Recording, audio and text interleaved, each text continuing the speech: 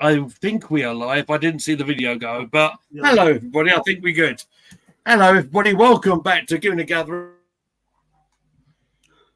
Oh, you muted.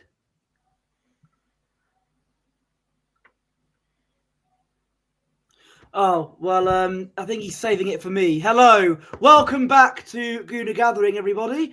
My name is Posh Bertie, the poshest man in all of sports entertainment. And joining me, as always, is a man who has absolutely no technical issues whatsoever, Mr. Guna Lee Meads. Lee Meadows, dare I ask, how are you today? I'm fantastic. Thank you very much for asking, young man. Yes, this is definitely not the second introduction I've tried to do, but we'll keep going with it. Yeah, I'm all good. I'm happy to be here. I am full of energy, and we're going to go all in with it. So I think what I will introduce first, as a debutant on the channel, let's say hello to Joe from Albion Obsessed podcast. How are you, sir? It's great to have you here. Yeah, feeling good. All things in the world of Brighton and Albion are quite rosy at the moment. Waiting for that all to crash down after the international break when we lose to Ipswich. But yeah, all good, mate. That's excellent. No, it's really nice to have you on Sounds in like the chat. When talking about our teams. Certainly does. Let's say hello to Emerson Crozier, who's in the chat already, saying good evening to everybody here. Lee, Posh, Sam, and Joe from Albion Obsessed. I'll get to Luke Chapman in a moment. Let's say hello to Sam Wilson down below me. How are you, buddy? You all right? Yeah, I'm all good, thank you. Yeah, I'll save what I've got to say for the second half. I won't say any more. Oh, my goodness. What am I getting my thing to tonight, ladies and gentlemen? Well, look, the reason why we're here, we're going to do a sort of two-parter stream tonight. Whilst we have Joe with us tonight, we'll go through the game from Saturday lunchtime. We'll go through that. If I miss any bits on it, because I've seen literally snippets of it, Bertie, I believe you would have watched the whole game live. So if anything I missed, Bertie will pick up. We'll have comments between everybody else here. And in the second half, we are going to get a little bit spicy, I would imagine, in terms of the Arsenal transfer window. So, All Elite Lee has returned. Yes, I am all in and all that wrestling references and stuff. So it's all good. Luke Chapman is in the chat. Left a comment before we even started today with the Luke Hampton Town. I nearly said there. Northampton Town update saying that they've signed Tyler Roberts on the season-long loan from Birmingham City. I'm delighted for you, sir, and thank you very much for posting a comment. Always appreciated. Right, let's get into everything regarding Arsenal versus Brighton, guys. Do you know what I think what we should do? Let's go to the visitors first. Let's go to the Brighton and Hove Albion team as provided by the Sky Sports app as I look carefully, and it's in there, I believe. I've done it. Oh, that's you, Oh, Sam. that's me and... Hey, guys, I've got it. Okay. If you can see it, I can't, so that's all good. I can. Joe, would you like to go through your lineup and tell me your thoughts and opinions on your starting 11, please, sir? I mean, I think it's as full strength as it could be at the moment, without the likes of obviously Matt O'Reilly, who got injured against Crawley 6 minutes into the debut, which wasn't ideal at all. And then we brought in Ferdy Kadioglu literally like a couple of days before we played you guys. So he wasn't quite ready. And then he got injured in training as well. So that's great news, seeing as £50 million worth of player is already injured. But that's that just very familiar. Right. I know. 50 million down the drain. Sorry. I think the big question mark when this was released was Jack Hinshelwood at left back. He struggled a bit there against Manchester United. But to be honest with you, as the game sort of went on, he sort of dealt with Saka relatively okay for a young lad who doesn't really play at left back. I'd much prefer him at right back. I think that is his calling now. England under 21s listed him as a defender when they called him up. So I think he's making that sort of shift between being a holding midfielder for the under 21s and then now as a senior player being a fullback. So good to see his evolution. And, you know, that front four is just ridiculously scary for anyone to look at. Minter, Karim Matoma, João Pedro, the pace and the ability that they possess, alongside a guy who you guys obviously know as an injury-prone striker, but a guy that can score goals when he's fit, and he's been unbelievable for us over the last 3-4 seasons. So, yeah, I think that was to be expected. And Carlos Baleba was really good last season, and we've all been asking for him to start. So it was good to see him on the team sheet. Absolutely. I'll add my bit of praise to Danny Welbeck as well, because I always rated him. I enjoyed his time at Arsenal. A really good, very decent side there. We praised Lewis Dunk, didn't we, Posh? Very highly over last season, how he impressed us. And I think we probably best mention Pedro as well, who was a menace all the game, I think.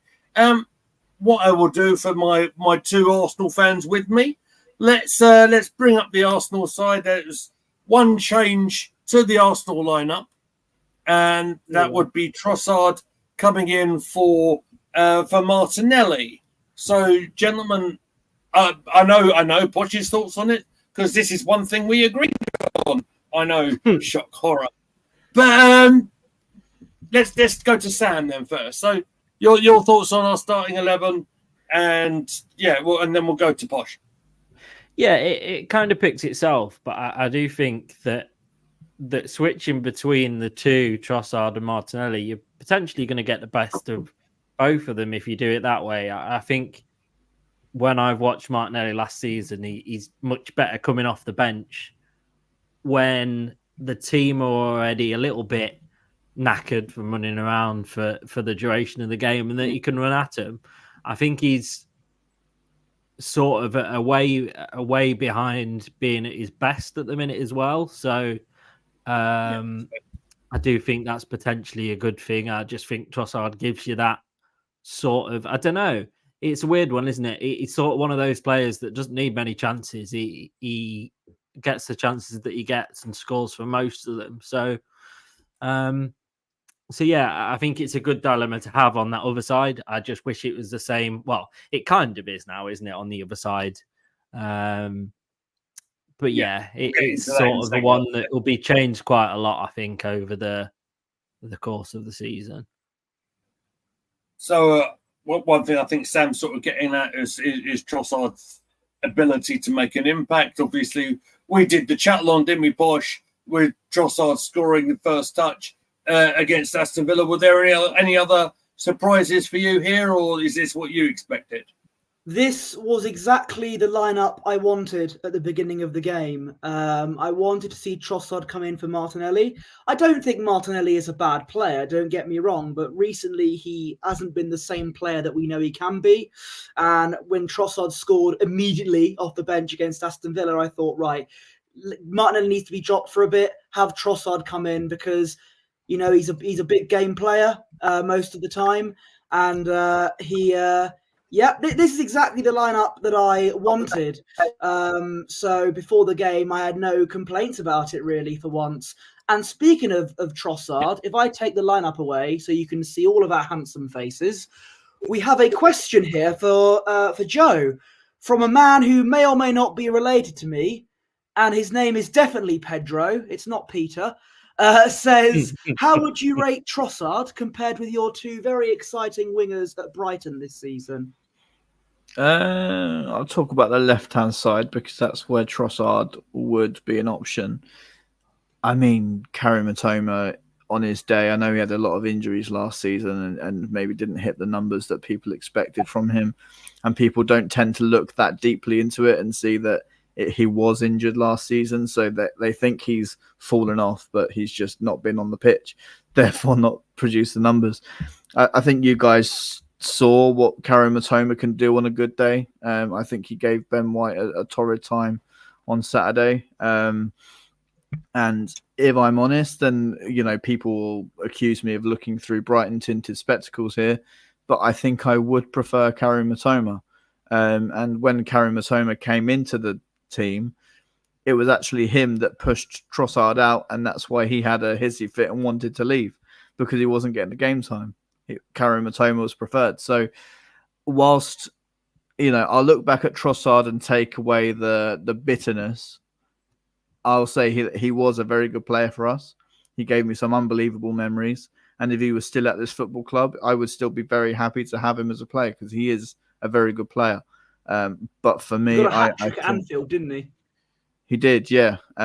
So, you guys know what he can do. I know what he can do. It would be wrong of me to say that it wouldn't be competition for Karim Matoma. But for me, Karim Matoma just about sort of pips him to start in our lineup if I was the manager. Fair enough. Thank you very much. Mr. Tom, thanks for the £40 million, by the way, Brighton. Oh, you're welcome. What's that about? Jorginho Rutter. Okay, gotcha. I gotcha. Thank you very much, Mr. Tom, for being here as well. Right. Listen, what I'm going to do, I will kind of go through the brief highlights that I have seen. If anything that I've missed, I'm sure Mr. Wanless or Mr. Wilson will pull me up on anything I've missed. So what I've seen, early doors, Odegaard plays a bit of a ball to Sakho's shot was relatively easy saved by Brighton's number one goalkeeper. Have you any thoughts on this, the early chance there? Throw it to anybody.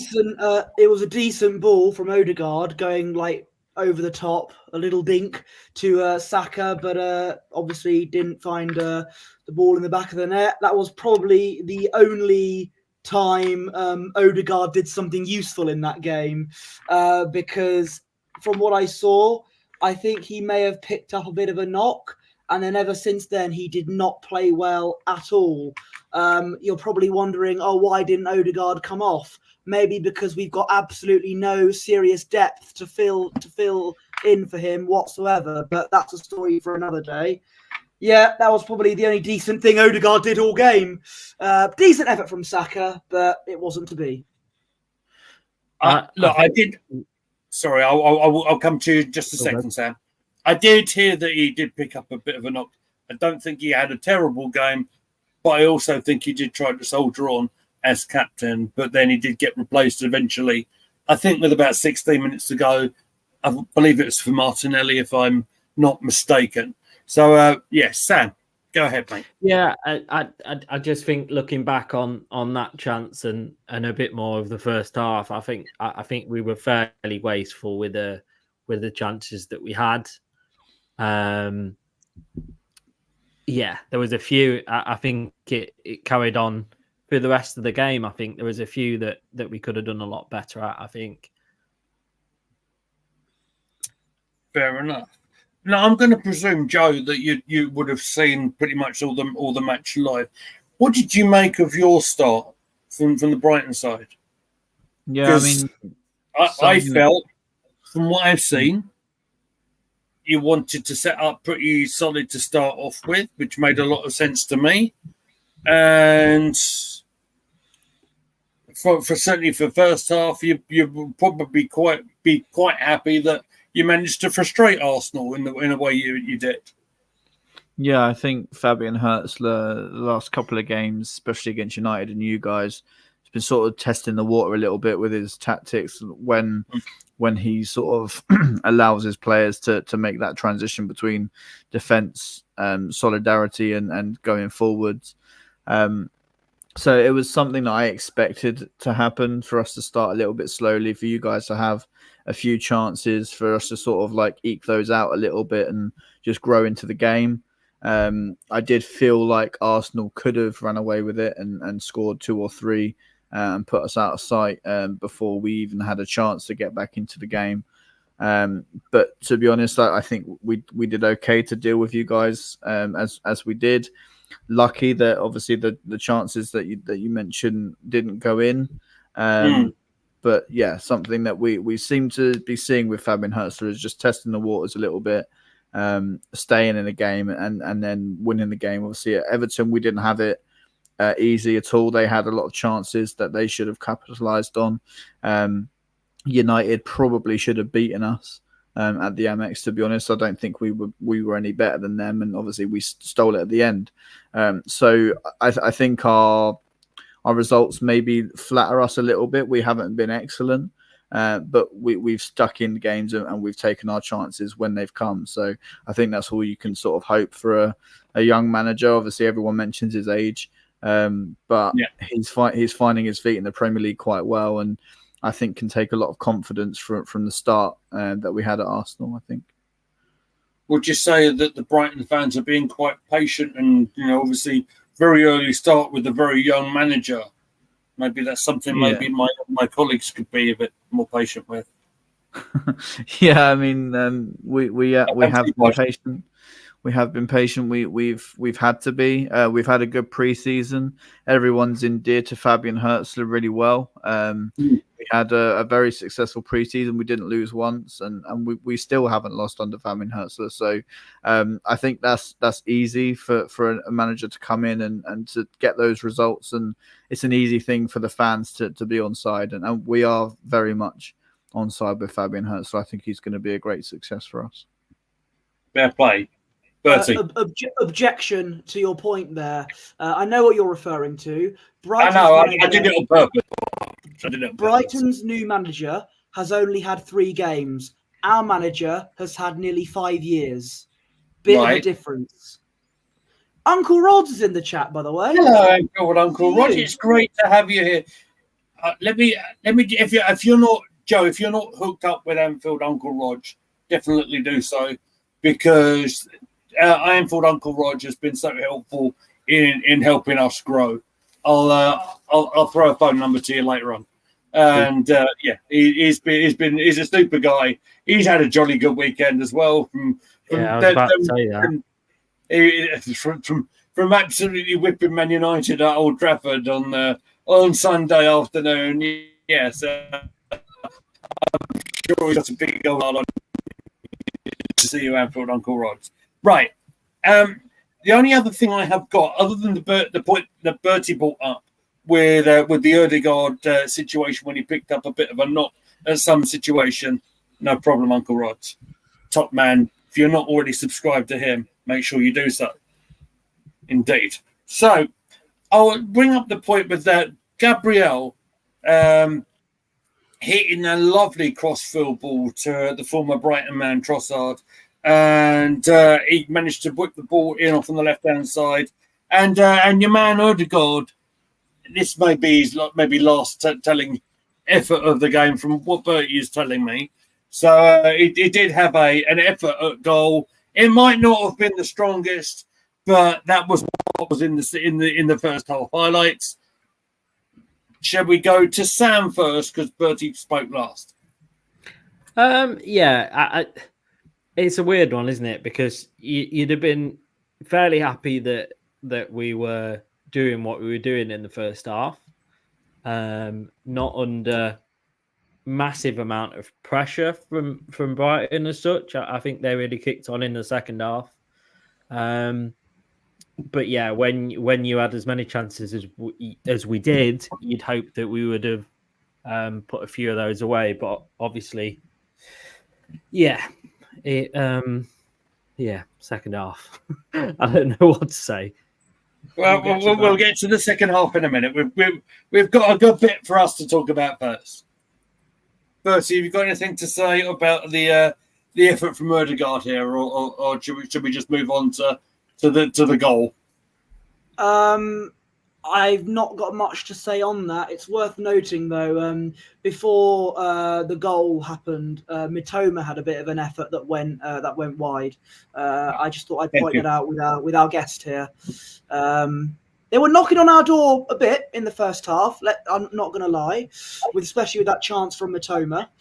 But I think, Joe, do you have anything to say on that? If you remember that, I mean, it's just a credit to us for staying in the game and taking the chances when they come. Obviously, I know we didn't score, but having the opportunity to take a lead again at Arsenal, it isn't sort of it's no mean feat that we sort of stuck in there and created opportunities, even though you were putting us under immense amounts of pressure. And something I expected. Obviously, you guys wanting to chase the title again this season. I knew it wasn't going to be an easy game at all. So, it was nice to see that we weren't just going to be there to make up the numbers, and that we would have some sort of threat going forwards. Thank you very much for that. So let's go on to the Arsenal goal. We're at 38 minutes on the clock. Saka gets the ball in the midfield, plays a through ball to Kai Havertz, and with the goalkeeper sort of coming out a little bit, Havertz didn't mess about. I actually was quite impressed with the technique he showed in lifting the ball over the goalkeeper there, and Havertz doing what he's been doing and keeping the goal involvements going. Let's go to Bertie first this time. Here we go, golden boot, ladies and gentlemen. No, it's see why not. It was a very clever ball from Saka, and Havertz chipped. I'm going to try and pronounce his name, Verbruggen, on chipped the goalkeeper. I think the keeper should have probably not have come out of his goal too much there. Maybe it would have been a different story, but Havertz managed to kind of chip him, and it went in the back of the net. It was a lovely finish from Kai Havertz. I'll give him a lot of credit there.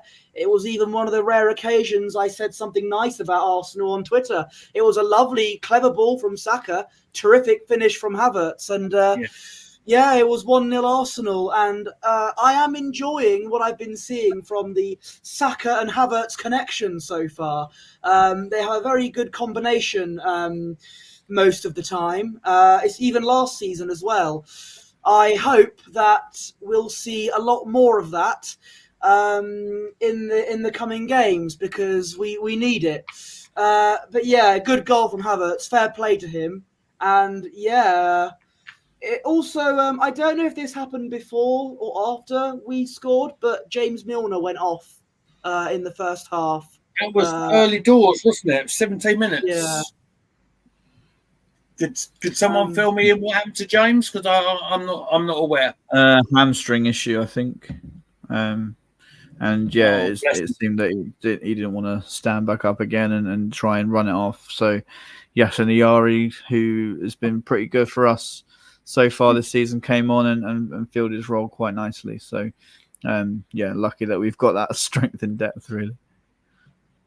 So, I highly rate Milner. I think he's been incredible. But at 37 years old, 38 years old, it's kind of difficult to, from a starting perspective anyway. I think he's a good player to have around. But yeah, he's an unbelievable professional for us. Has been last season.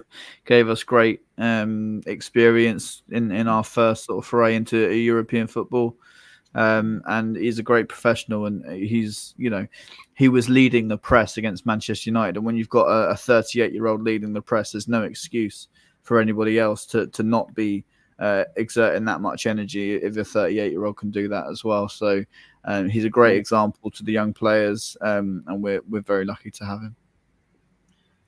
Just hello to Andrews. They're saying hello to Anfield Uncle Rods. So let's get Sam's opinion on the Arsenal goal, please. What did you make of the first strike?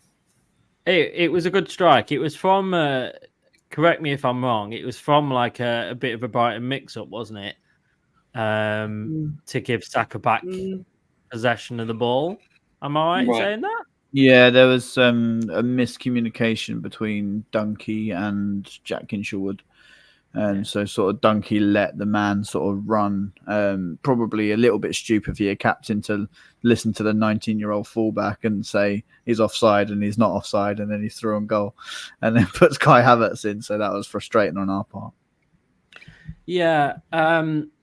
Obviously, like Posh was saying, it's kind of vital for us that they're working together well this year. I think, like we mentioned before, like with the Trossard and Martinelli and what's going to happen with that. And I think that's going to keep swapping and changing. But obviously, that's the side you pretty much nailed on to having every week if both of those stay fit. So, yeah, it's vital they keep doing what they're doing at the minute. I think that's probably besides the results that we've had up until the weekend, that's potentially been our brightest couple of players in and sort of the little glimmer of hopes that I see now and again. Now and again. Don't get too excited, Sam. No, Who's that? Jordan is in the chat. Hello, mate.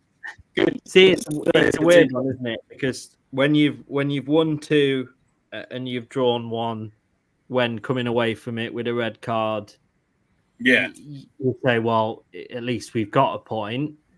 Like you should think I should think I'm really happy. I'm just, it's just the bigger picture, which we'll get onto, obviously. But it's kind of the bigger picture around the whole thing than just the results. Let's go from the other side. Joe, what was your thoughts? Could Brighton done any better on the Arsenal goal here? I think with regards to goalkeeper, you can say, he shouldn't have come out and could have done better from a standing position in his goal to make himself big. But then if Kai Havertz scores and he hasn't come out, people will be saying he should have come out. Yeah. So it's like a lose-lose situation for Bart, and he's been excellent for us. He was excellent in the Euros for the Netherlands, and so you can't blame him at all. It was a defensive mix-up, as I say, miscommunication between the fullback and the central defender, and he loses his man.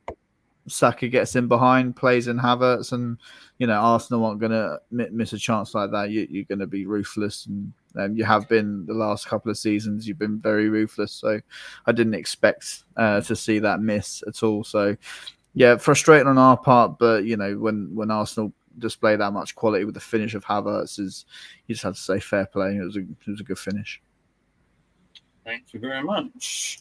So, listen, we've ended the half. It's 1-0 to Arsenal, and barely we've hardly gone into the second half. And then for me, and I know there's other things that happened just the second half, but we can't get away from talking about the red card from Declan Rice, second yellow card for stopping the free kick being taken from the Brighton player.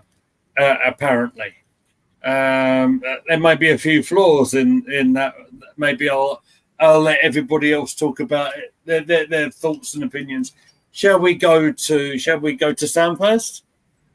I think honestly, I think as Arsenal fans, we've spoke about it enough. So I think we should start with Joe first on his opinion, just because I think. We're looking at it. Obviously, it's a bit bizarre, isn't it? But we are still looking at it with lots of bias. So it would be interesting, actually, to hear what Joe's here. Yeah. I mean, first of all, I understand Arsenal fans' frustration on the consistency of the refereeing. Is something that has been said across the whole of the Premier League. Every single club mentions that the consistency is not there in terms of the decisions. João Pedro kicked the ball away in the first half, and absolutely, yes, he should have got a yellow card for that.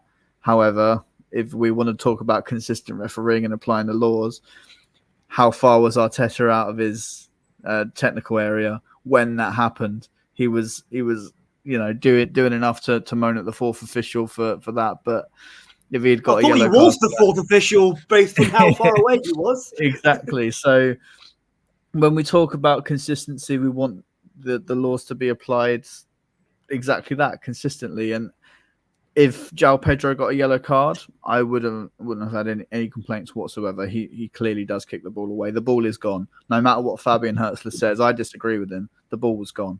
So he didn't have to kick it away. Although now with new multi-ball, does it delay the restart of the game? No, it doesn't. So I can see both sides. With the Declan Rice thing, I don't know, maybe some Arsenal fans would join me in thinking that he's an experienced enough player to not do that. He's given the referee a decision to make. Mm-hmm. And yes, there's been some pressure applied by Brighton players. Danny Welbeck saying it's a second yellow, Bart Verbruggen running over. I don't agree with that. I hate that when it's against us. So I can't condone it when it's our players at all. So, yeah, obviously the referees have to be stronger. They have to tell players to go away and they have to make their own decisions. So if that was Chris Kavanagh's own decision, it's Declan Rice's fault because he's given him that opportunity to make that decision to give him the second yellow card. And there's a lot of Arsenal fans saying, "Oh, it's the most ridiculous red card decision they've ever seen," but it's not a red card decision; it's a second yellow. Yeah. I think I'm pleased you've kind of said that because I think we're all kind of focusing on this one thing that's happened. But what I actually think about is that if we go into any game the next game day and that happens again, I'm not going to be sure. I won't be sure that same decision will be given. So I do think So I do think it's a bigger picture. I think it's I think because each time you go and watch it, like you watch a game, you hear the commentator say, "Oh well, this rule's been changed to fit this narrative, or this rule's been changed this week to do that," and yet we're changing all these rules, but we didn't really have the rules that were in the first place. They weren't working anyway. It's just I think it's a bigger picture because I think it's happening too often. And we're focusing kind of on the moments that cost our team. I think all fans are, and they're going on moments that, oh yeah, this cost us the point, this cost us from whatever. But we're not speaking enough about something needs to change with all this because it's every week that we're on to one of these conversations, isn't it? Yeah. On this channel, even it's every week that we're going, oh well, that's not good, and it's all down to we've got this VAR in place that's not helping us out. I know you can't look at second yellow cards, that's a bizarre rule, but that's exactly what I was going to bring up next. I think it's much bigger than just one incident. It's just everything. It's getting. And can I mention Joel Veltman as well, because a lot of Arsenal fans obviously very frustrated with Joel Veltman's part to play in the Declan Rice second yellow card. But I think if you're going to pinpoint it on it being his fault, and I'm not saying any of you guys are saying this, I've just seen it a lot on social media, that the dark arts of football happens every single week, and your players do it every single week. Our players do it. Ben White does it. Yeah, exactly. It's luring the players into the trap that you want them to fall for, and Joel Veltman does that perfectly. He did it against Wilfried Zaha a couple of seasons ago, and Wilfried Zaha left the pitch almost in tears. It was absolutely hilarious. But I think if you're gonna be moaning about that, you're taking the spirit of football away, because that's what football's about. Having that sort of can I swear on this channel? I'd prefer it if you didn't, but okay. Try and keep it PG if you can. He's how do I say it? He's our idiot. He's an idiot, but he's our idiot, if that makes sense. Yeah. And that's what we love. You're all Ben White for our point of view, right? We love having those players in our team, and if it's happening for you guys, you're loving it. If it's happening against you, you're hating it. That's just football. Mm-hmm. Mm-hmm. Yeah, absolutely. Yeah, look, I don't have a lot to disagree on that point. What I will say there are a few flaws in what went down. The free kick was was taken when the ball was moving, which should probably make it a little bit irrelevant. What I will say is VAR couldn't have done anything about it. Like Joe, I think, mentioned a bit ago, it was the VAR can't do anything because it's the second yellow card offence. I think Declan probably should have been a little bit smarter in realising he was on a booking. And,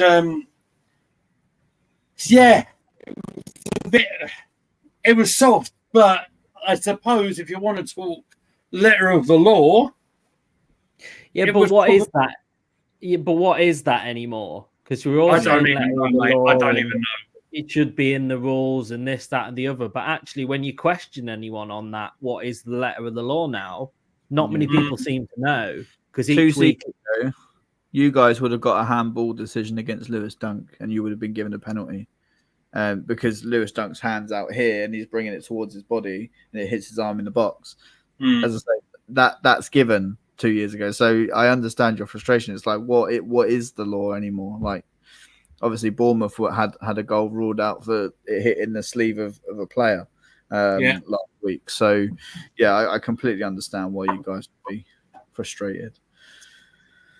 Absolutely, but what I won't allow that to do, certainly on here, and I think my guys here would probably appreciate this, is that it was a red card, but what we responded to it was a bit disappointing.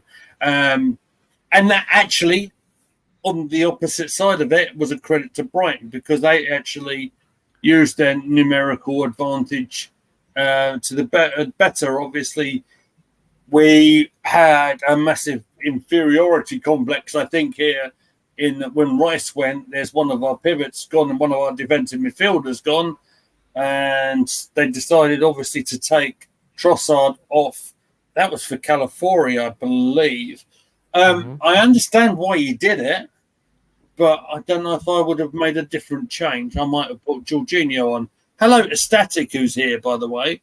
Nice to see you here. I'll bring up Static's comment, or if Posh could. Yeah, I've done that. Thanks, mate. He just says, hello, panel. Hope you're all doing well. Arsenal, very disappointing. Brighton, what a performance by them. Have a great show. Yeah, that I think is kind of the point that I want to try and bring across as well here, is that although I'm disappointed, I'm sure these two, hang on there, one there, are disappointed in how it's gone down. I am going to give them credit. I think Posh wants to jump in. Yeah, can I make my point on the red card now? Yes. Look, I do understand our fans being frustrated in that. From when I first saw it, I thought, hang on, what's going on here? And it did, he just gently kicked the ball. Look, there are new rules now. Arguably, they're probably very stupid rules, but those are the rules. And it's not, you wouldn't get a straight red for gently kicking the ball like that, but you do get a yellow card. Declan Rice was on a second yellow. Maybe if he didn't make that clumsy tackle in the first half, it would have been a different story. He'd have got a yellow, and it would have been hardly any drama. And on that tackle he made in the first half, it was a good job that the studs weren't showing, because if it did, he'd have probably, knowing Chris Kavanagh, we would have probably got a straight red. So it's a good job that his studs weren't showing. No doubt. It was a good job that didn't happen in the first half. So, that's something that some of our fans aren't seeming to be addressing. But I do agree that. Posh. Good job. Okay, and I do agree. My problem with all of this is there is a consistency issue. I think Matt Roberts, one of our members of our channel, coined it. It's inconsistently consistent. And because João Pedro also kicked the ball, a lot more obvious than how Declan Rice did it, and he got away with it. So he probably should have got a yellow card for that as well. That's how I see it. And whilst also Joe mentioned Arteta, there's been all this debate about Arteta being outside his technical area, and at times I've thought it's nothing to moan about. But on this occasion, he was very far away. Like, I thought he was the linesman for a minute. He probably should have got a yellow card for that. But you don't see any of our fans say anything to do with that. Maybe because it defeats their "we was robbed" narrative that they have. And this is what frustrates me about our fans. Yeah. They always seem to blame the ref when we drop points. They don't like to. We'll talk about the equaliser for a minute, but I will say it's not Chris Kavanagh's fault to do with the equaliser. No, I agree. And Odegaard, probably, in my opinion, playing his worst game in an Arsenal shirt, mainly through the fact he picked up a knock. That's nothing to do with Chris Kavanagh. Okay. And there was something else I was going to say, but I forgot. I'll probably remember very soon. So jump in a minute. Yeah. That's the easy thing to do, though, isn't it? I guess the easy thing is to blame the ref. Like, you don't then have to look at it through all the other factors that happened. It's easy for any fan to go, yeah, I don't think he had a great game at all. I'm not going to paper around and say it was amazing because he was far from that. But it's easy for someone to go, oh, it's the ref's fault. It's not the ref's fault that Gabriel should have done better for Brighton scoring, is it? That wouldn't have been mentioned. It would have been just the ref, because if it would have been sent off, if he hadn't been sent off, then we won't. But we might still have been. So it's an easy. I'm pleased you said that, because I am getting a little bit annoyed that we can go and lose a game and lose it because we were the worst team, but yet somehow it's the wind or the referee or just something other than because it rained, or that was the famous one, wasn't it? You read my mind. I was going to say that. I've remembered what I was going to say now. And in response to the red card, usually if this was Man City, if this was Liverpool, hell, maybe if this was even Brighton, they probably would have gone for it. And I think taking Trossard off, our best attacker in that, and bringing on a defender. Now, I agree, yes, we had 10 men and we want to be a bit careful. I just think it's like we were trying to, I don't know, it doesn't sit right with me. Also, you mentioned we were losing one of our pivots. Thomas Partey picked up a yellow card in the first half. I probably would have taken him off for Jorginho quite in the second half in some way, because he was on a second yellow and I didn't want us getting down to 9 men. That was my concern there. But yeah, it's worth noting Partey got us a yellow card, and he didn't get taken off as a precaution on that, which I thought was a bit of a risky thing. I'll jump in on the tactical side of things just a little bit. It's what I think I think it's a difficult one, because in the old days, and when I was like had a bit more hair, perhaps a bit slimmer, that if you go down to 10 men, it might have been a little bit easier. Switch to a 4-4-1, just have the one up front. Now, with Arsenal lining up with the 4-3-3 like we did, it makes it a kind of little bit tricky, because you got the extra guys up there. Trossard, I think, was the easy one to take off, because Kai is the big target man. Then you drop Saka down a little bit, but then you have to fill in a defensive midfielder. That was the issue.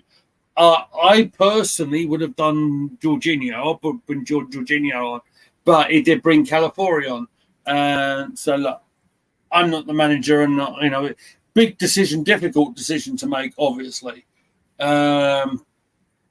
But that's what we did, and probably now is probably a good time to talk about the Brighton equaliser, and also the fact that they managed to, obviously with their numerical advantage, managed to get a lot of the possession, particularly in that second half, which made it very difficult for us as the Arsenal, right? And almost quite similar to to the Arsenal goal, a through ball, caught our defence out woefully, to be honest. Now, you're going to have to help me here a little bit, Joe. The number 17, could you pronounce his name? Is it Minter? Yankuba Minter, yeah. Minter. Oh, look, I did it right. Good. The Paul Merson score pronunciation comes out well again. So, Minter's shot kind of parried by Raya. I've got to say, I will credit João Pedro for following up like all good strikers should do, to put the ball in the empty net. It's only fair. Joe, you tell me what you think of your equaliser, mate. Yeah, first of all, really happy that Lewis Dunk played a big part in that goal. I think making up for his earlier error, letting in Saka behind him. We know Lewis Dunk's got that in his locker, and he can shred a defence with one pass, and he did that there. And we're very lucky to have Yankuba Minter at the football club. He's a counter-pressing demon. He likes to run in behind, and that's exactly what he did. Picks up the ball. Obviously, the shot's parried, and João Pedro always has a knack of being in the right place at the right time to finish some really good chances for us, and has done it all season last season, and is continuing to do it this season as well. I was really proud of the team that we took advantage of Arsenal going down to 10 men, because something that we've sort of lacked doing is trying to take control of games where we should be taking control of games, and I think that's what we're going to get with Fabian Hertzler. Is we're just going to up the intensity when the game goes the way that it allows us to do that, and we obviously scored within a pretty decent time of you guys going down to 10. So I think had that have gone on any longer, we maybe would have felt the nerves a little bit, and maybe Arsenal would have broken away and got a second. But yeah, I think we did well to stay in the game and equalise. Absolutely right. Anything else I want from Sam, Bert, and Bertie here on the equaliser, or are we covered on it? I just want to give credit to Brighton for that equaliser. Obviously, you mentioned they had a numerical advantage. Personally, I think Lewis Dunk did well to set up Minter, and personally, I think Gabriel should have done a lot better, and Ben White as well, to contain Minter. And obviously, his first shot was saved by Raya.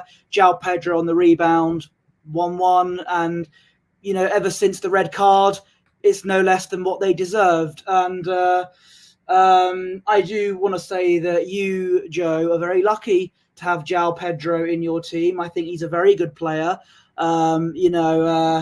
I personally think he could have been a very good addition to our wafer-thin attack, but obviously we decide to, rummage through Chelsea's lost property bins instead. But we'll get to that in a minute. What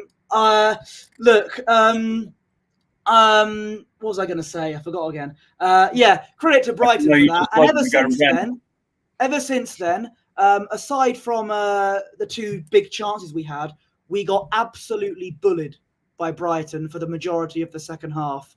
And, we've got ourselves to blame for that. You could expect it with 10 men, but I just think we made him look like Real Madrid out there, It's, Brighton Munich, as they say. Yeah.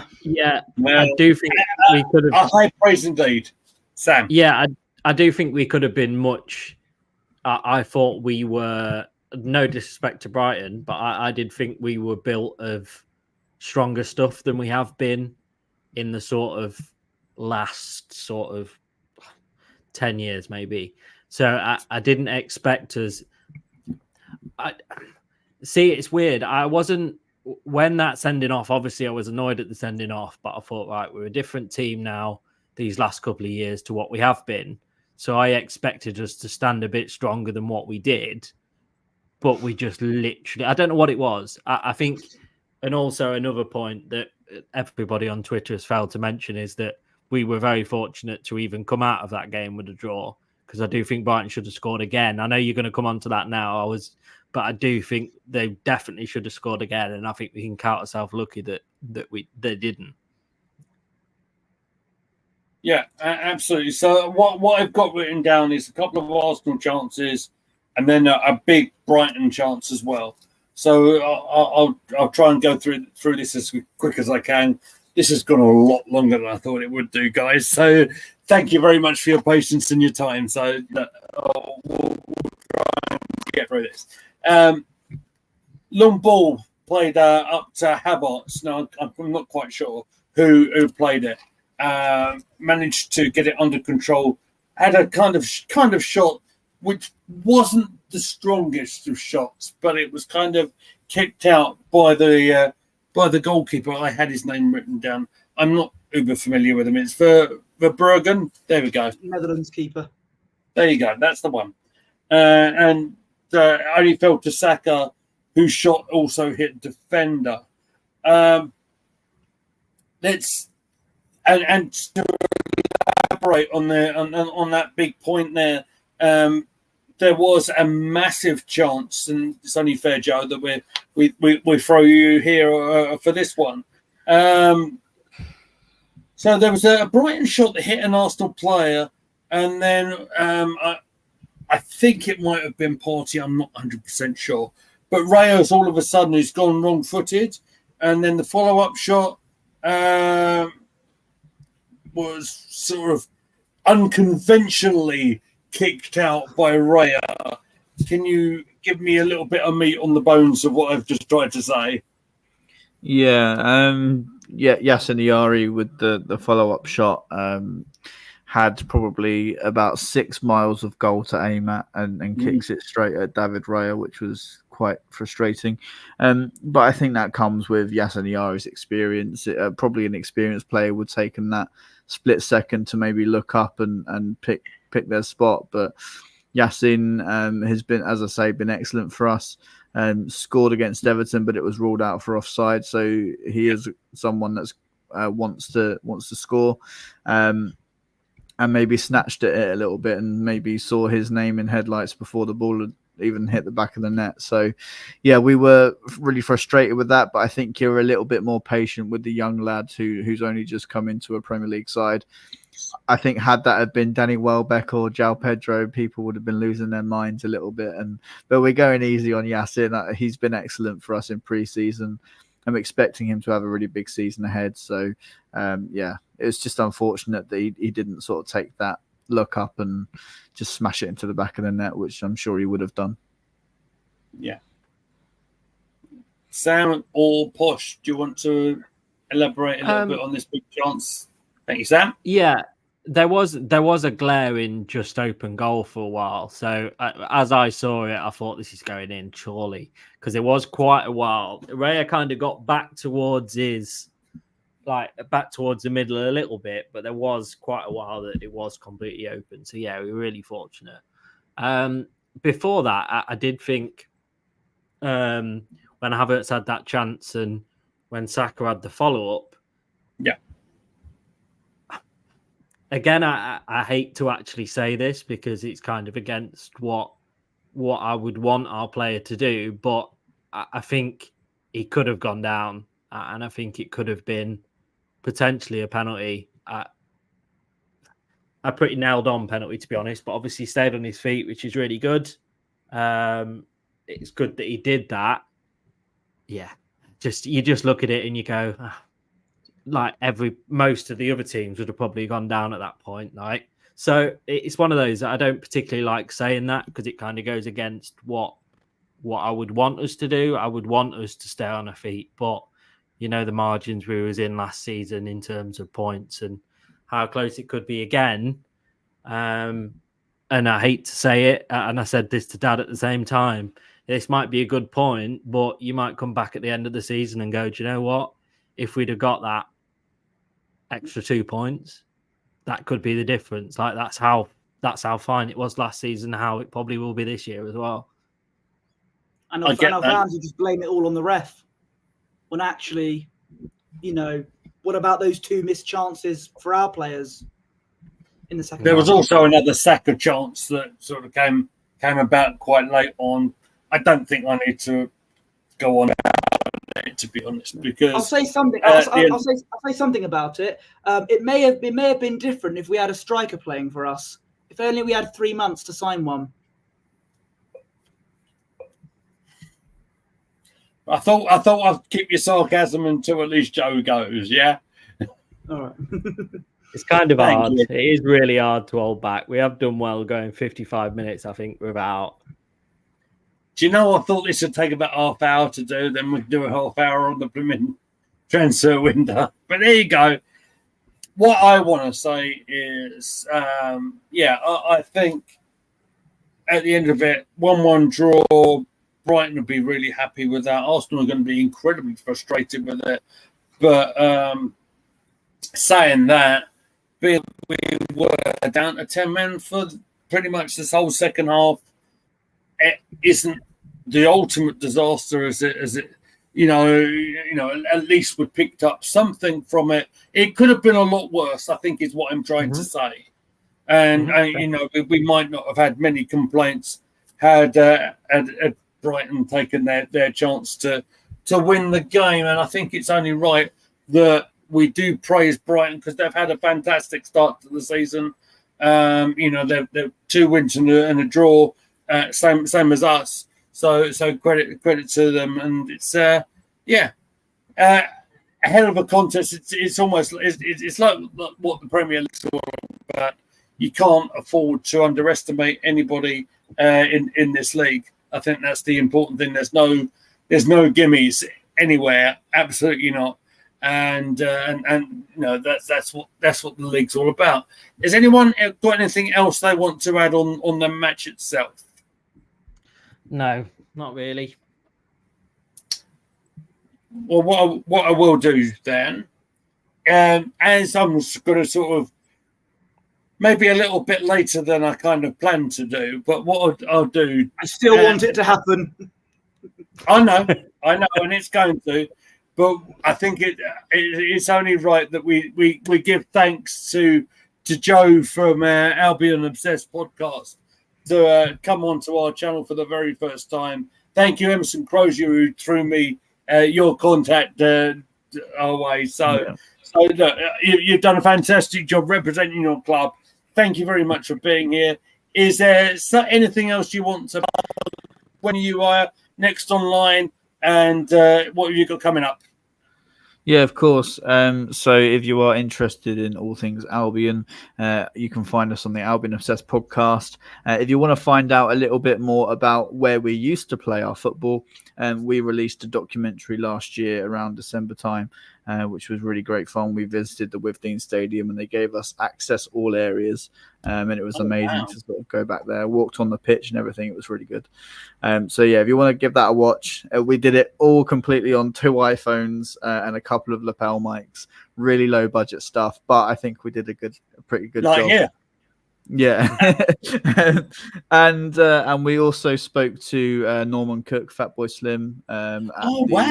With Dean as well. So that was really, really cool to chat to him. Obviously, he's a famous Brighton fan. So as I say, if you want to come and listen to all things Albion and listen to me moan every week, actually, I'm not moaning that much at the moment, to be honest. Come on over, and I just want to thank you guys for having me on as well. Emerson comes into our streams. So yeah, really, really happy that we've been able to link up. And I can say it now. I know we're going to play the return fixture, but I do hope you guys go on to win the league because I'm sick of Man City. So yeah, please go and do it. We'll try, mate. I was going to say, obviously, if you've got space for any of us, obviously on the return, we'd be more than happy to of course come over. Definitely. I've subscribed. I might not. I can't say that I'll watch a massive amount because obviously it's weird, isn't it? Like because obviously you want to support others that come on the channel and stuff.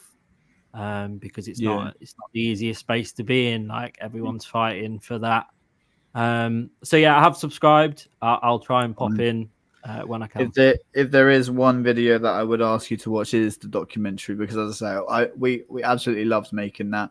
And if you want to learn a little bit more about Brighton's history and a couple of our co-hosts were there week in, week out in the pouring rain, watching Brighton sort of lose 7-0 to Walsall and stuff like that. So the journey that we've been on from there to here, Right. yeah, I think we capture that quite nicely. So, but yeah, I really appreciate your guys' support, and yeah, more than happy to. No worries at all.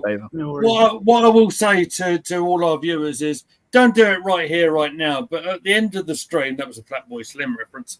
Make sure you do subscribe to Albion Obsessed. Give them a hand, because they've been kind enough to come over to us. Joe, thank you very much for jumping into our stream. It's been fantastic to have you here, so we'll let you enjoy the rest of your evening. If you care to leave them now, we'll go to the transfer window part of the show. So cheers, Joe. Cheers, guys. See you later. See you later. Thanks, mate. Thanks very much.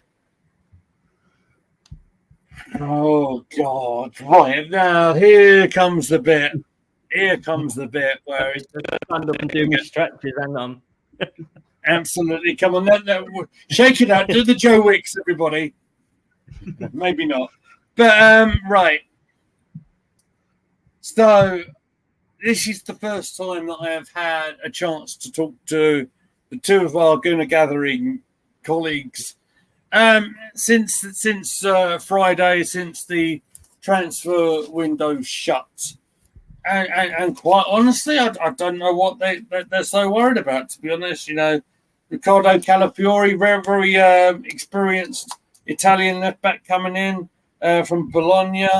Mourinho, yeah, it's a bit unfortunate what's happened to him with Gabriel, and a bit of a shoulder-crushing finale on him. Perhaps a couple of goalkeeping issues. No problem, Emerson. No. A couple of goalkeeper signings that have come in, which is quite interesting. Tommy Setford, no, I'm not going to pretend I know anything about him, because I'm not even sure his first team debuted at Ajax, but is amongst the under-21 squad. He was on the bench on Saturday. Neto's come in to replace Ramsdale. And, of course, last knockings, all of a sudden, from out of nowhere, an opportunity came our way, which I don't think any of us expected, where Raheem Sterling signed for Arsenal on loan. So I don't know what you're all worried about.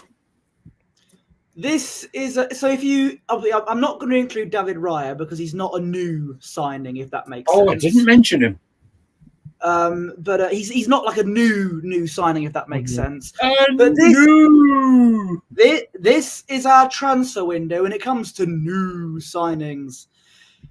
A defender that was only famous for having one good game in the Euros. A midfielder who, yes, seemed dependable, but is now injured for 2 months. Thanks, a Gabriel. 35-year-old cup-tied goalkeeper on loan. And another Chelsea cast-off. And yet you've got some of these fans saying that we had a good transfer window. Yeah. These fans are part of the reason why we've not won anything in nearly 5 years. These fans are part of the reason why we have these underwhelming transfer windows. This is the worst transfer window we've had, in my opinion, since 2016, when we only signed Petr Cech. That is my opinion. And I'm sorry, it's not good enough. We've regressed. We've got hardly any depth in midfield and attack. The only area in depth we have is defence. We've already got an injury to Marino. We almost got an injury with Odegaard. He picked up a knock against Brighton. If he was probably injured, we've got no serious depth for him whatsoever. So against Tottenham, with Declan Rice missing, Arteta's not going to play Partey and Jorginho together. We're going to have to resort to Havertz in midfield. No. But what if Gabriel Jesus isn't back in time? We'll have no proper striker. Yeah. There's hardly any depth in midfield and attack, and that's going to be the reason why we're going to win absolutely nothing once again this season. That's my point now. So you were calling... I'll come back to you, Sam, 2 seconds. Oh, that's all good. You were asking for a bit of cover for Saka, and we've got a bit of cover for him. You're asking for Nketiah to go. Now you're whining we've got no depth. You've got no consistency, mate. I wanted a striker, right? A striker, and yes, a backup for Saka. Now, yes, we have got a backup for Saka, but I'm just annoyed that we always have to rustle through Chelsea's lost property bins, and that was a panic buy, by the way. That was an absolute panic buy. I mentioned João Pedro. He would have been a decent option. But no, we always have to rely on getting Chelsea cast-offs for the 5th time in 6 seasons. It almost... Worked pretty well it's last couple ridiculous. of times. It is ridiculous. And I don't know what you have to buy players from somewhere. We needed a striker, and Arteta was selling strikers. Yes, I wanted Nketiah to go, and that's fine. But we did need an out-and-out striker. No, I wanted Nketiah to go, but we did need an out-and-out striker. All I heard was, "Oh, we can't get Ivan Toney. He'll be too expensive because he had an attitude problem. Is not possible. He went to Saudi Arabia for 40 million. Exactly. It was cheap. He went to Saudi Arabia because no one else wanted him. He's got an attitude issue. Oh, I'm not having that excuse. It was the excuse for the Aubameyang, and it was the excuse with Ivan Toney. Oh no, he had an attitude problem. No, I don't care. We want to win. Yeah, but you can't upset the blooming locker room, can you? They can't. You can't have one rotten apple in there and upsetting everybody. All right. Listen, Arteta went, no, I'll let you talk. Now you can let me talk. And I'll come back to you. All right? So I knew this would get lively.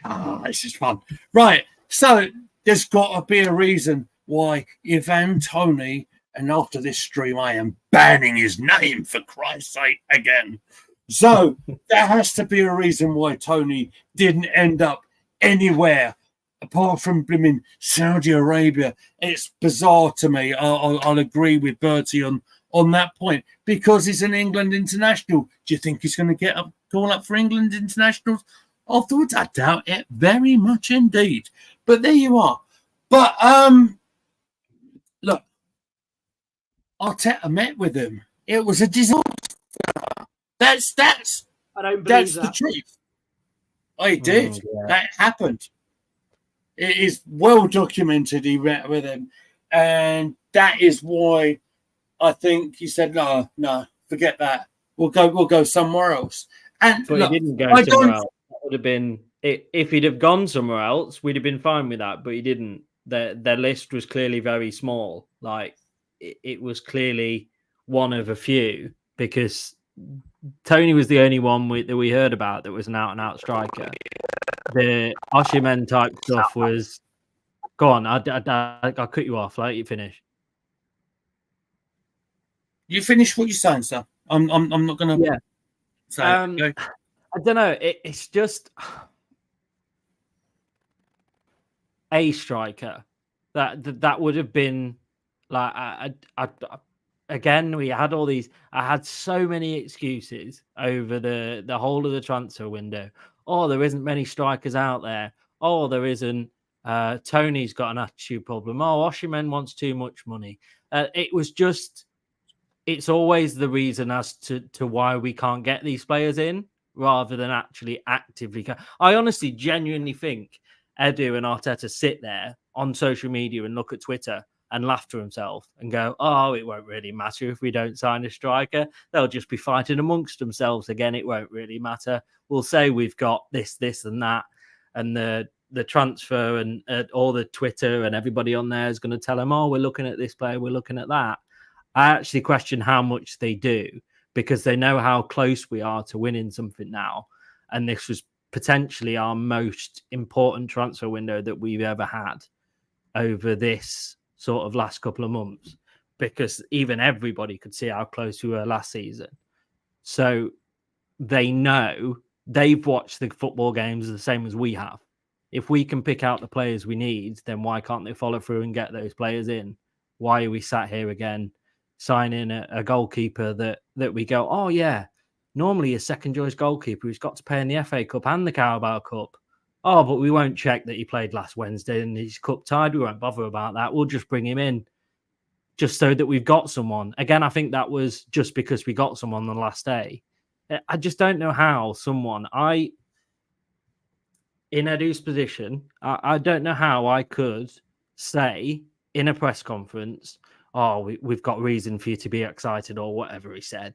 I don't know how I could say that to a group of fans that I actually care about and know that nothing was happening. And all of that was for Raheem Sterling. And I don't think they even wanted that. They didn't want that, because if they'd have got the players that they wanted, they would have signed a player and not loaned him in. And the reason that we got him was basically Chelsea said, please take him. You've got to take him. I don't think when we look at it, it's going to be that bad for us when we look at the bigger picture, because it's someone. But the reason why we got him is on the last day that Chelsea said, please take him away. We'll pay all his wages and we'll give him to you. Yeah, I don't know. It just leaves you a little bit of a bitter taste, because we're so close now and we're not going to be in this 2-horse race for forever. Do they think that it's going to be us and Man City forever? It's not. The other teams are slowly catching up. So if we miss our window where it's just us and Man City, we might not win the league. No, that's yeah. Either two things happened in this transfer window. One, we were backed sufficiently. The reports of £200 million, etc., was true, but Arteta and Edu spent it, in my opinion, rather stupidly. Or we were not backed sufficiently. The Cronkies had no ambition whatsoever, and we had to make do with what we had. Either one of those two things happened. Either Edu or the Cronkies are massively in the wrong here. That's what I think. I think it's one of the latter. And I think by blaming Edu, you're actually taking the point away that I've said and lots have said for years and years and years. It's not just a thing. We go in because we can see all this success on the pitch. We're not looking at what's happening. So if you've got £200 million to spend, then why, when I've got this list in front of me, because this is what I was going to say, when I've got this list in front of me, if we've got all that money to spend, yes, I know we need to get rid of some players, but why have we loaned out 6 and let 30 go out the other way? That's so the only piece of the only people that even come close to us are Man United, and they're still 10 away from that. So if we've got all this money that we've got to spend and we're financially stable, then why do we need to let all these players go out? And especially like Nketiah, for example, when we know that, yes, we're asking for him to go, that's fine. But then why are we letting them go, knowing that we've got nobody to come in? Why are we letting Reece Nelson go on the last day when, again, we know we've got no one coming in? So it's the worrying thing of, yes, we're trying to fill out the squad, but why are we then leaving? Because we've created another problem for ourselves. We haven't got a striker, and we're stupidly short now, 1 or 2 injuries away from complete meltdown again. Yeah. Our depth is the thinnest I can ever remember. Well, no, I don't think you've been around enough. In midfield and attack, that is. No, I don't think you're right. I just respect your opinion. Right. This is where I'm going to step in a little bit. I think there's something else. I think maybe a lot of us as football fans might not completely understand. Right. So just bear with me and hear me out. You might not agree or like what I'm going to say. Right. So we hear a lot about these words about FFP and all that sort of thing, right? So I think, yeah, I do think they are trying to be careful in what they spend. I'd like you, Posh, if you could, or even you, Sam, to find me a document or find me a quotation where the words 200 million war chest came about, because I'm not sure I've seen that anywhere. But yeah, I do think it's easy to say that, because you could, Lee, put that on Twitter, or any 3 of us could put that on Twitter, and it would be gospel. So yeah, I do get that part. Yeah, precisely, exactly.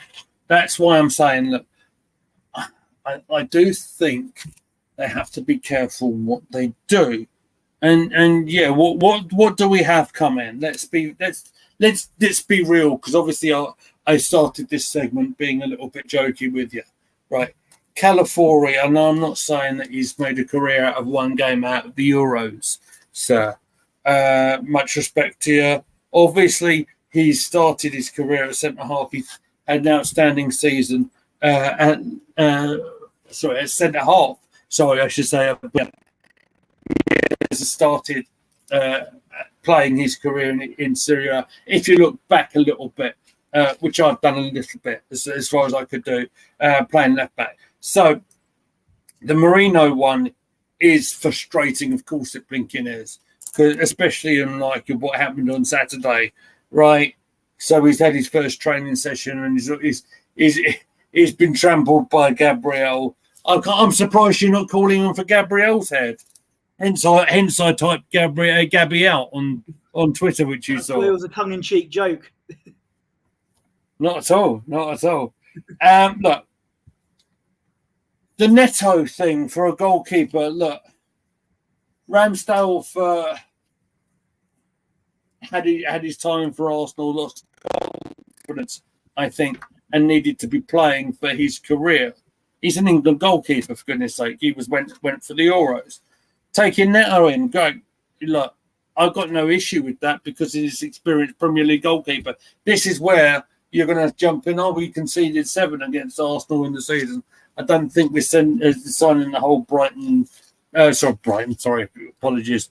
If we're not signing the whole of the Bournemouth back line, I actually think he's been around the block a long time. He's an experienced goalkeeper. I'd rather have an experienced goalkeeper than nothing at all, which is the one we got. Tommy Setford is a young kid who I don't think he's even experienced first-team football yet, which is unfortunate. So maybe, look, we're looking at a situation where, look, I know they can't play Neto in the Carabao against Bolton when that comes about. Maybe that ain't a bad thing, because maybe we'll either play Raya when he's not cup tied or whatever here, or maybe they'll play Setford. I don't know. We'll have to see what happens. I know it's not ideal. Can I just jump in on a second for that one, just quickly? Because we created that problem for ourselves, though. We let Karl Hein go out. So we let Karl Hein out. So it's not necessarily, this is not slated Neto at all. So we knew that Ramsdale was going to go. He's too good to be a number 2 anywhere. So we knew that was going to happen. So surely, just in case nothing else happens, you then keep Karl Hein, who has played a lot in the academy, and I would be happy for him to play in the Carabao Cup. So we then created that problem for ourselves. So So I think a lot of the time when you look into it and actually think about it, we actually do create a lot of our problems by ourselves, not by anyone else, but by ourselves, for not thinking of the bigger picture and thinking, right, well, one's going to go out, so we need to keep at least one. Oh, no, let's get rid of the other one, and then we're going to have to bring 2 rushed on the last day. Like, it just doesn't help anyone, does it, if we're going to do that to ourselves? Nobody else is doing that. Yeah. Oh, yeah. I get that completely. And I think I said on the channel here, with Karl Hein getting the games in the States, I thought, well, clearly that's where we're going to go with it. I thought, they'll keep him the goalkeeper for whatever reason that didn't come about.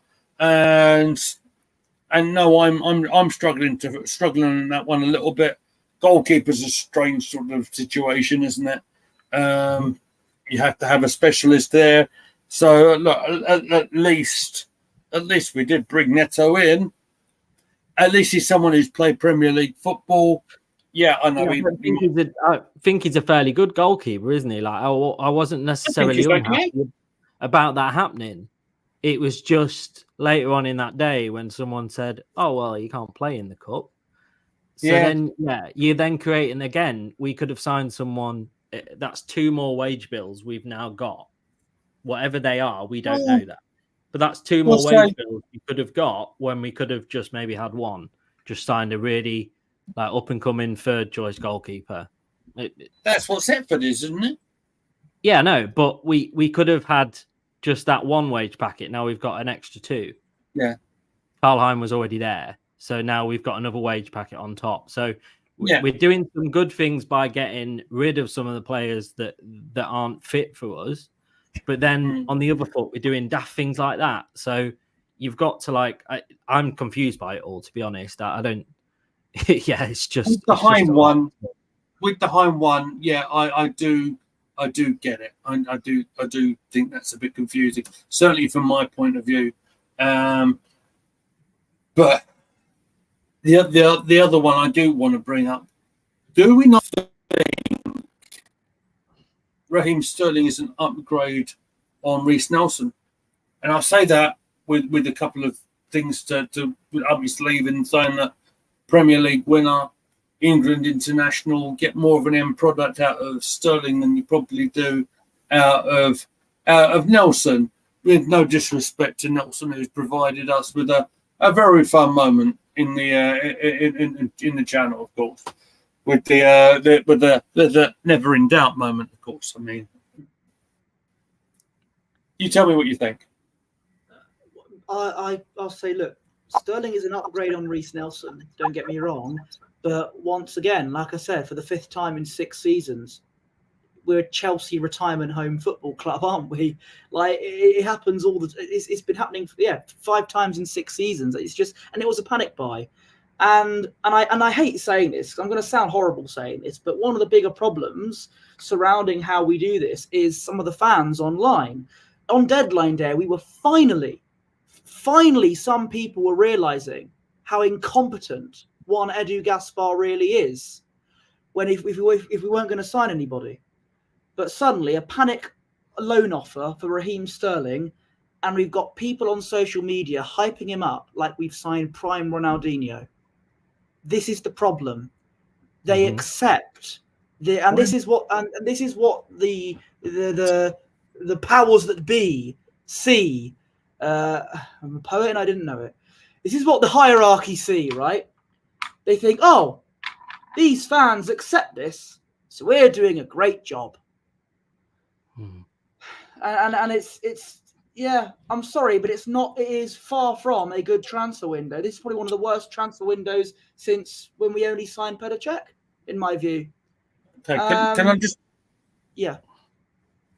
Just with the Raheem Sterling thing, I think it is a no lose situation for us, actually, because it's loan fee with no obligation to buy. No, probably not the first choice, but it's a situation that comes about in a very difficult transfer window where a player finds himself unable to or excluded for whatever reasons from Chelsea, which I don't understand. You know, you might be talking up a different tree, like with Kai scoring over Saturday, like Jorginho fitting in like he has done. Just say Raheem debuts in the North London derby coming up, where you're very likely to change your tune like that. If you had the chance to just hypothetically, of course, make an impact in the North London derby. I think I should just jump into the chat because Emerson said something here. Remember, we were linked to the Espanyol goalkeeper. Yes, of course, I remember this. The president of Espanyol told Arsenal, you have to buy the get out clause of £30 million. Neto's plan C is no other goalkeeper was linked, and Setford will play in the Carabao Cup against Bolton. So yeah. So in this one, I feel that the Espanyol president, whatever, was trying to hold Arsenal to ransom on a fee that I don't think they wanted to pay for a goalkeeper that wouldn't necessarily pay. That's why Neto came about as a loan situation. Let's not forget he was also the Bournemouth captain, so he does have a bit of experience with him. Again, I know you're going to say, "Oh, but if we didn't sell Martinez, we wouldn't." Yeah, I'm past all that. I'm really past all that. But I accept. Maybe you would have had the extra funds. So But, I think it's important that I think it's interesting because I wasn't particularly. I was annoyed. I was annoyed when we signed Sterling, but that wasn't necessarily because we signed him. It was just that was all it was. Like it was like we really needed that striker and we really needed that really good winger. But yet we spent our time on, I don't know. I think we spent our time more on players that we didn't necessarily need and forgot about the things that we actually did need. And because we've been focusing our time on the things that we didn't really need, we haven't had the time to accurately go out and have a good enough reason to spend big money on someone. I'm just trying to come to conclusions in my head because I just can't understand. Like I said before, they watch the same thing as us, and why, they haven't gone in for that striker first. This is something we don't do. Other teams do their business that they need straight away. They'll go through the season and think, right, what is it? Not this transfer window, because I think everyone's a little bit worried about financial fair play and stuff. But in other transfer windows, what you should do is you should have an idea throughout the season of what you need. So when it comes to the transfer window opening, you've got, right, we need this player in that position first, and then everything else will come after that. That striker should have been in capital letters, bold, plastered on every single wall. We need a striker. But yet we spent all of our time on all these other players. Well, I actually think if you take away those players, they might be great for us, but they're not going to have as much of an impact as a striker would have done. So it's one of those ones, isn't it? And I honestly, I've said it from the start of the transfer window, so I can't take it back now. I've said if we did not sign a striker, however that might look or whoever it might not be, we're going to be that nearly again. Yep. And how much, I don't know. We've made the annoying thing is we have made so much progression. So that annoying thing is, yes, it's got lots better. There's some things that we're still not doing great, but it's got loads better. We're so close to doing it now, but on that last step, we're failing that by going, oh, well, we'll just kind of do as we've done before now. And we made a really good statement. We're signing Declan Rice. And I thought, right, that's it now. Like, we're going to have this. But then it's just kind of, oh, yeah, we'll just get Sterling on the last day just to get it in again. So it's the bigger picture of things. It's not Sterling in particular. It's just what we're settling for when we're so close. So I'll remind you of a couple of things that we probably haven't covered here. In terms of that striker thing, maybe it's a statement in terms of what we already have, right? Maybe I'm spinning it into a different way to try and make you think of a different way of playing around this. So hear me out. So, yeah, I think the plan is, of course, Havertz is the number 9. Of course he is. We still have Jesus as and when he is fit to come back in. That's the option we do have. Trossard, I wasn't necessarily the biggest Trossard fan but what I'd learned to do here a little bit as my time doing Gooner Gathering and stuff, is to sort of step back and have a little look at what he does actually perform. Bertie, you've said it the best way I could even come.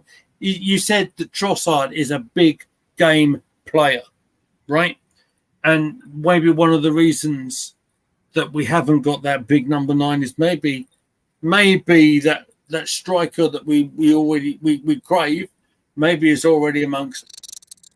Martinelli needs to get back into form. I agree that he's not had a great start, but offers a different sort of option in terms of a forward player, someone who's exceptionally quick, who needs to get more of an end product, I would say. But again, in a transfer window, what I actually think has been very difficult, if you look through the whole league, not just us, I think it's been difficult to pinpoint that one big striker that compares to the big man at Man City compared to Haaland, right? And that's what you're both sort of getting at, is that you want that big one that has come to the Premier League and made it look exceptionally easy. But see, I want to kind of flip this back on you though, in terms of, regardless of mine and Posh's opinions, do you think we have enough to go on and win the league? Because I think I'd love to sit here tonight and say we have got enough. But in my heart, I know that I can't, because we just haven't. We're not going to find a Haaland. I'm not saying that. There's no one like that. There's no one even close to that. But just something. Like, this is what I'm annoyed about. It's just nothing. So I guess that's what I wanted to ask. Like, do you think we have enough? Do I think to win the league? Look, I've already said on the channel, yes, I do think we can win the league. I don't think there's any reason why we cannot. What I don't think there is another window to look at in January, and again, I know that's going to be a difficult one to manoeuvre as well. I think we can win the league in January? I already know that. You don't, though, do you? Because you're not behind the scenes. But look at last season. But could we have done this? Again, another question. What I think as well, during that, so with summer now, during that January when nobody was signing anybody, could we have got that striker then? When no one was going in for other strikers, and we could have had the pick of the strikers? I certainly think we could have done. It might have been possible, but look, again, is there the underlying thing about the worry that if you look back in January, right, and if you look back at our situation when we brought Raya in on loan, and the reason why they did that was to try and keep within the FFP rules. That's why we ended up signing him this summer. And no, I've not made a big thing about us signing him over this window. I haven't. So maybe 2 seconds. Get it to you. The thing is, I think it's more complicated than I think we realise. And you know, I've made a little list, just a small little list, just to sort of get into perspective of money that's come back to the club after the money that we spent. So this all in euros, just to give you a little idea. And this is from one of them. One of the player sites. I'm not entirely sure, but it's like an estimation of what they're paid. Calafiori, 45 million euros. Marine, 32. Setford's 1, and then of course you've got the 2 loan signings coming back to us. There's quite a lot of these, but I'll go through the ones that have come through with a bit of money, and there's other ones that like Nketiah. I'm not sure the fee has been released yet, but ESR is 32 million euros. About 22 for Ramsdale. Mika Bereth, that's the striker that spent a little bit of time in Scottish football. Niall Kane, I know who that is. Went to Sturm Graz for nearly 5 million euros. Brooke Norton Cuffey, the right back, for 2 million euros. Charlie Patino, 1.2. And then we're talking about sort of people that have been released, free transfers and loans, and including that is Tavares, Vieira, of course, are the other first team players. And Nelson, of course, we mentioned, went to Fulham. Lukonga went to Seville. I'm not sure if there's an option to buy there. What I'm saying is, there's obviously there's a lot of movement there, and a lot of players that we know about. But I do think it's difficult to balance the books when you don't. And when we're doing what we do on the outside, I think it's difficult to. I think we get frustrated because I understand that because we're Arsenal fans wanting to do well and win the league and stuff like that. But look, it's difficult to sum up about an hour and 30 minutes into a stream. But what I'm trying to say is I think maybe it's trickier than we want to anticipate. I mean, we're trying to bring someone like Ollie Watkins in, like a Tony, or anything else. When there's other options, like the money, I guess that Tony's going to be making over in Saudi is going to be something ridiculous, and to what we'd maybe offer. That's perhaps one of the reasons why Sterling came our way, because I think Chelsea are playing some of their wages. And here's another thing I think I need to say. I believe Edu negotiated a no loan fee here.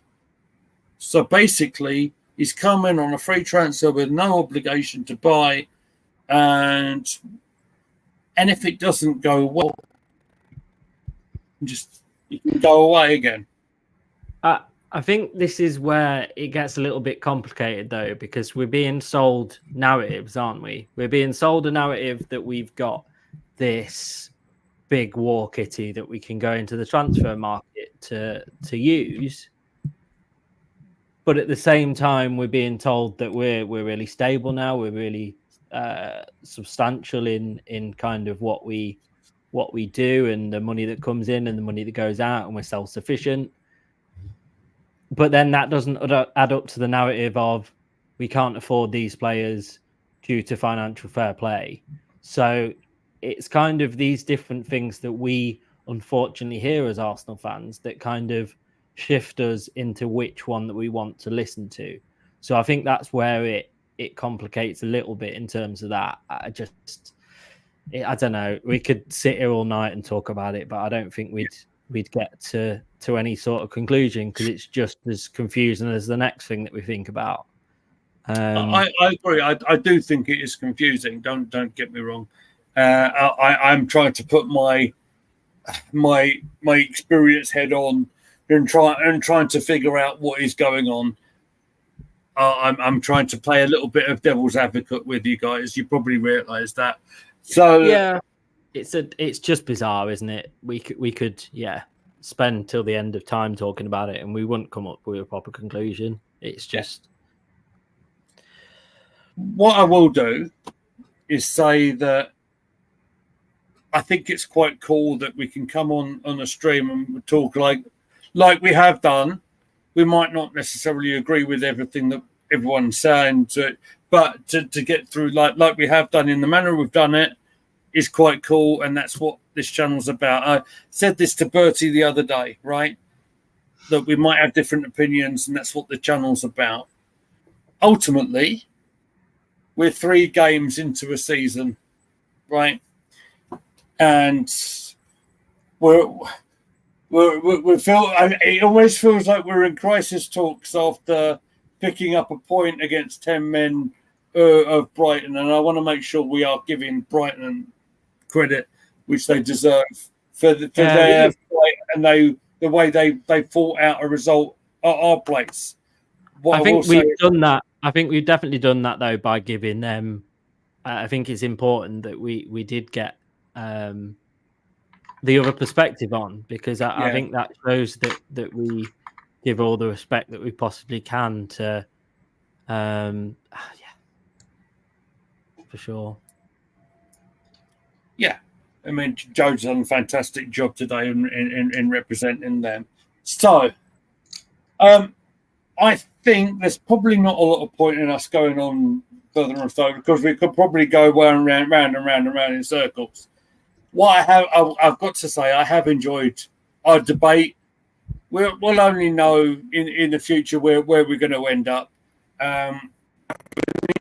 International break to sort of maybe gather our thoughts a little bit and what's been an interesting time in the transfer market.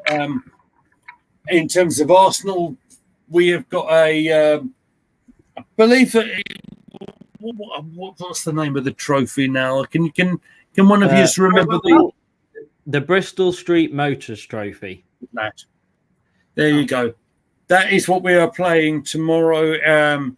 It's against Leyton Orient. Now, you will be able to see this game if you are a Sky Sports subscriber here in the UK. They are putting all these ties out on Sky Sports Plus. So I'm going to certainly have a look at that and see how the Arsenal kids get on.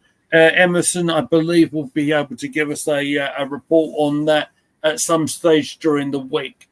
And then Wednesday as well, the women's have got let's get into that as well. Oh, was you going to say that? Sorry, I'll stole your thunder again. Go, mate. Go. So it's a little bit interesting how they're doing qualifying this year. So the women's have got on Wednesday the qualifying game, which is against Rangers. There is also 2 teams playing at the same time. For the Champions League, guys. Yeah. Atletico Madrid and should have checked that. But yeah, there's 2 teams playing at the same time. Who wins that game, we have to then beat Rangers and then beat the winner of that game in order to progress to the semi-finals of just the qualifying, not the Champions League, just the qualifying. Rosenborg. Yeah. So this is all before the actual WSL kicks off. Yeah. So it's a little bit nuts. Normally qualifying is just like 1 or a couple of games, isn't it? Not like 4 or 5. So yeah, that's going to be a tricky one. I haven't actually seen where it's on. It will either be on YouTube or it'll be on the Arsenal website. It's one or the other. It's definitely on live. I'm pretty sure Matt said it's on the Arsenal website, arsenal.com, okay. for the Arsenal, because I don't think DAZN have got it. And of course we've got to look forward to Lee Carsley's England versus Finland coming up on Tuesday, the 10th of September as well. So I'm sure you're both pumped for that. Yeah. Before we get out of here, because I think we're about to get ready to go, guys, well done for tonight's stream. You did a fantastic job. I really respect the going back and forth between us. We are all friends in the end, really honest. And it's been fun. It's been good to get a... do that, Sean. You know the one where you do it on Raw? Where you... like that. Anyway, look. We'll wrap it up. It's been fun going back and forth with you. We've had a good stream with Joe with us from Albion Obsessed, and make sure you give them a subscribe over on their channel, of course. If we haven't already put it in the description, I'll make sure it goes in on post-production.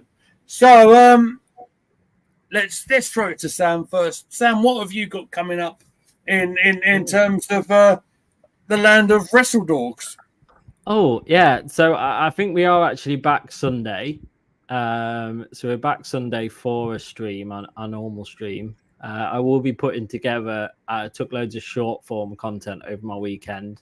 I will be testing my hand at trying to learn how to put that all together into a video to put on the channel. So that'll be quite cool. And yeah, I'm really hopeful that these things will come good, and that we will come good. I really don't choose to be like this. I don't know. I just care, and I just want us to do it. I don't want to be a nearly anymore. That's fair enough, and of course, make sure you're subscribed to Wrestle Dogs YouTube channel as well, because there'll be some good content coming out. A lot of fallout from All In and the NXT show that went out last night, which was called No Mercy? No Mercy. Mm-hmm. I haven't watched it yet. That is my watch to go off here and then start to watch. I believe in the Arsenal. Anyway, let's throw it to Bertie, mate. Yeah.